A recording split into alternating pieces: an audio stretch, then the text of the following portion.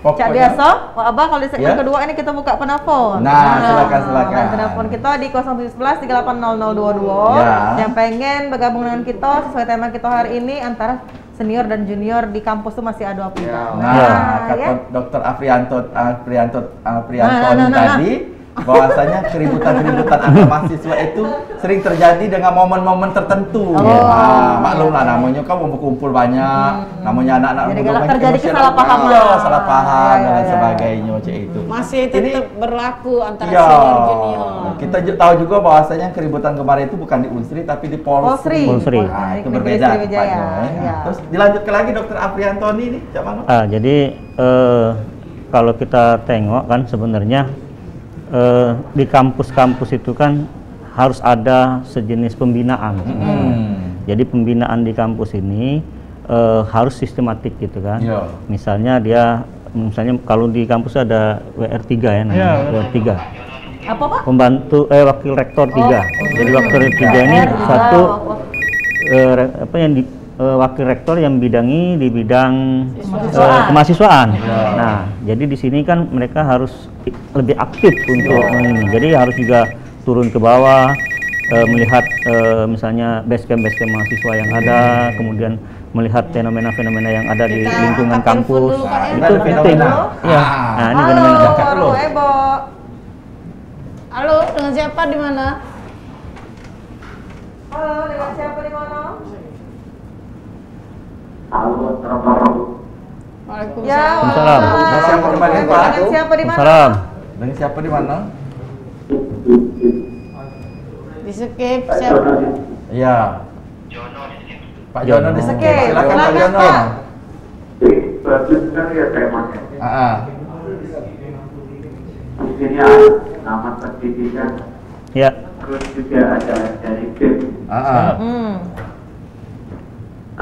Mungkin kepikiran bahwa kok pendidikan kita semakin kemudian semakin goblok. Itu ya. Semakin ngobrol. Pendidikan. Ada juga etiket. Kan ini kan bukan kejadian yang sekali dua kali, sudah sering kali. Peran dari Vietnam itu Oppo. Mencoba. Terus juga yang ada seorang BEM itu seharusnya sebagai satu representatif dari kampus itu. Dan hanya itu apa itu terjadi? Syukur-syukur bisa mengawasi ini.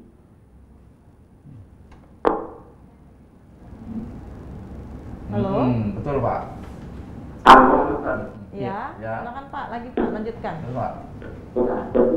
Dan nama sendiri bagaimana peran peranan ya. Putus. Mungkin peranan. Tapi kita sudah nangkep apa yang dikatakan oleh Pak Yono di skip tadi ya. Itu. Apa sih sebenarnya ngapo kesangkaan ini terjadi? Dalam bidang apa sih sebenarnya dunia pendidikan kita bobroknya? Yang mendasari atau motifnya Pak Aprianto? Iya. Tadi sudah saya sampaikan bahwa sebenarnya kalau seandainya dikatakan pendidikan itu bobrok, tidak semua pendidikan itu bobrok.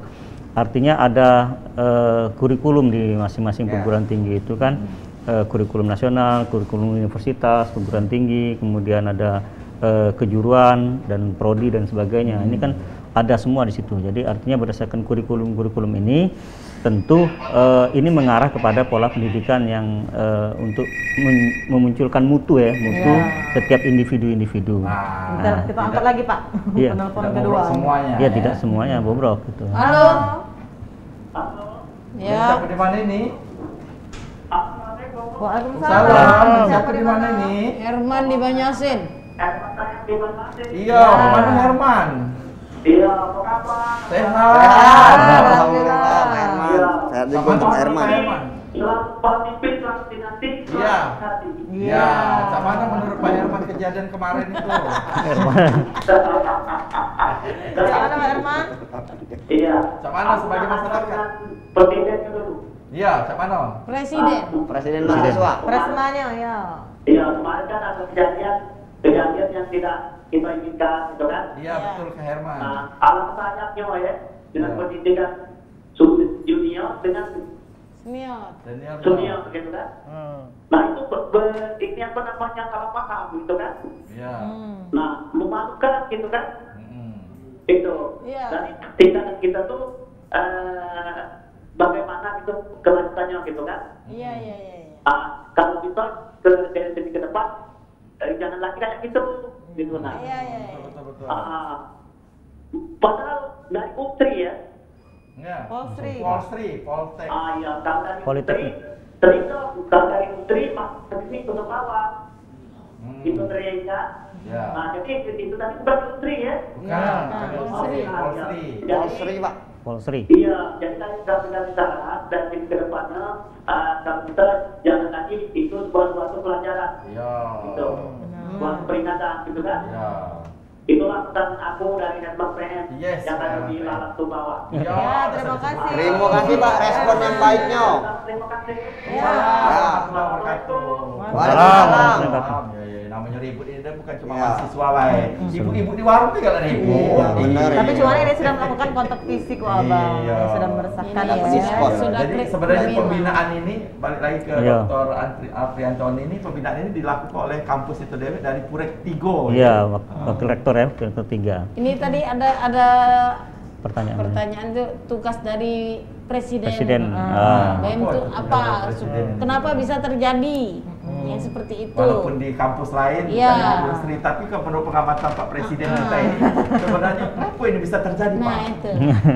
Ya, jadi kalau kita bicara tugas tadi ya, tugas dari Presiden mahasiswa, jadi tugas BEM-nya lah ya, tugas BEM BEMKM gitu kan, BEMKM Unsri terutama ya. Jadi tugas kita adalah yang pertama kita sebagai basis pengkaderan kepemimpinan mahasiswa gitu, dan juga kita BEM itu sebagai wadah pergerakan, advokasi pergerakan di sini. Nah kalau dalam konteks tadi, konteks kekerasan itu, justru kita BEM itu selalu menentang hal-hal yang berbau kekerasan dan penganiayaan, bahkan ke penindasan gitu maksudnya kan. Nah hal semacam ini BEM pasti akan menentang hal semacam itu, gitu dalam konteks ini. Maka ketika itu terjadi yang kami lihat di berbagai, ada juga di kampus kemarin di UNS Pak ya, UNS di Solo gitu, yang menwah ya kan, yang melakukan yang diksar gitu kan, sehingga ada yang meninggal dan sampai hari ini sedang diproses. Proses. Kemudian yang kemarin yang terjadi di kejadiannya itu di teman-teman kita di Polsri kejadiannya. Nah sikap kita yang pertama harusnya dari BEM gitu kan, rekomendasi dari kita bagaimana kemudian melindungi korban, harus berpihak kepada korban gitu, karena harusnya segala macam tindak kekerasan penganiayaan ya mahasiswa harus melawan itu gitu. Siapapun itu, antar mahasiswa ke mahasiswa, antar masyarakat ke masyarakat, siapapun itu, ketika ada kekerasan harusnya kita tentang seperti itu. Ya seperti itu. Pokoknya siapa baik menentang yang namanya kekerasan. Iya. Nasdem ini merupakan wadah dari mahasiswa tadi untuk beraktivitas, berkarya, ya kan, mengadakan aktivitas apapun. Nah, terus wadahnya ialah di BEM. Tapi kalau di Unsri Dewi sering nggak menghadapi kejadian ribut misalnya antar organisasi?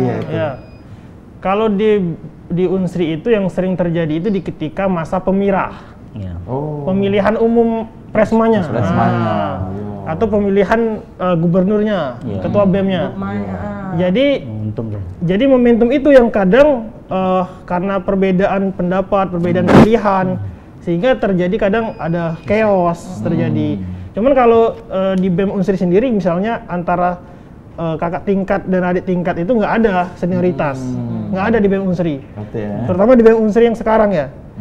Saya pastikan tidak ada setiap di agenda-agenda LDO-nya itu nggak ada senioritas.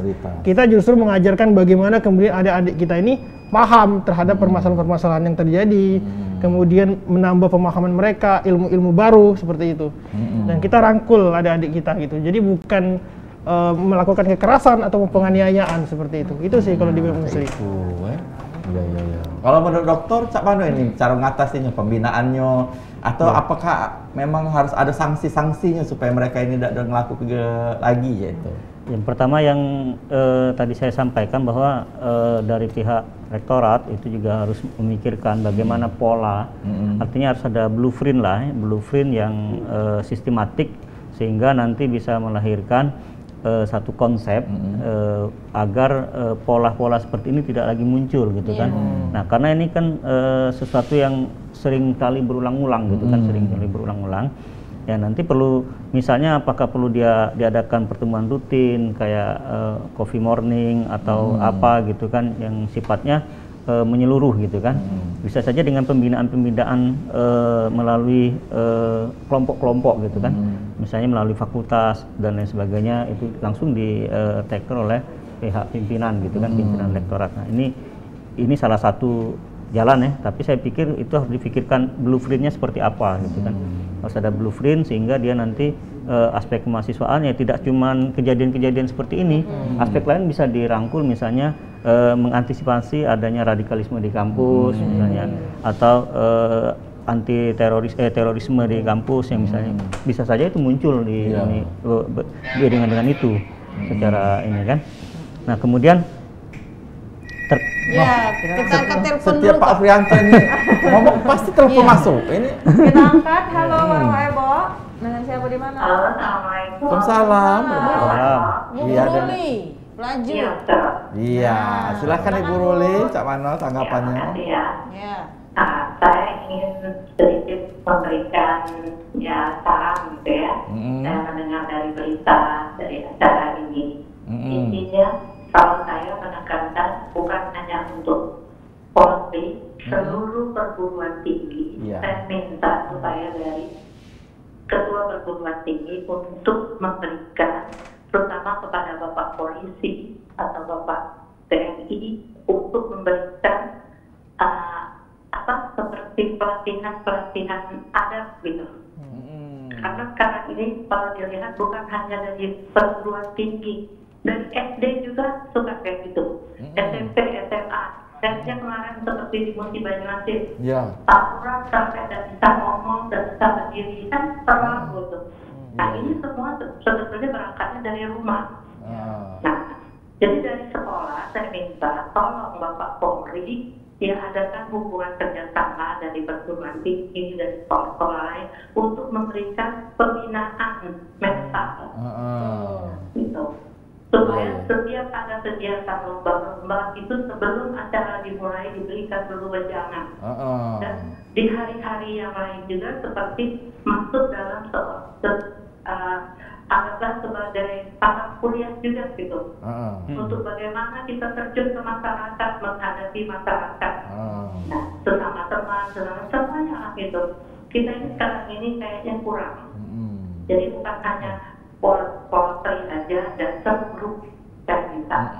Nah, itu aja di bawah. Terima kasih Bu Ruli atas masukannya. Perlu tak kita melibatkan polisi, TNI? Sebelum dilanjutkan ada iklan dulu. Ada yang jawab dulu ya. Tidak kita lanjut. Lanjutin. Bersama kami di Warung Pak Ebo. Oke.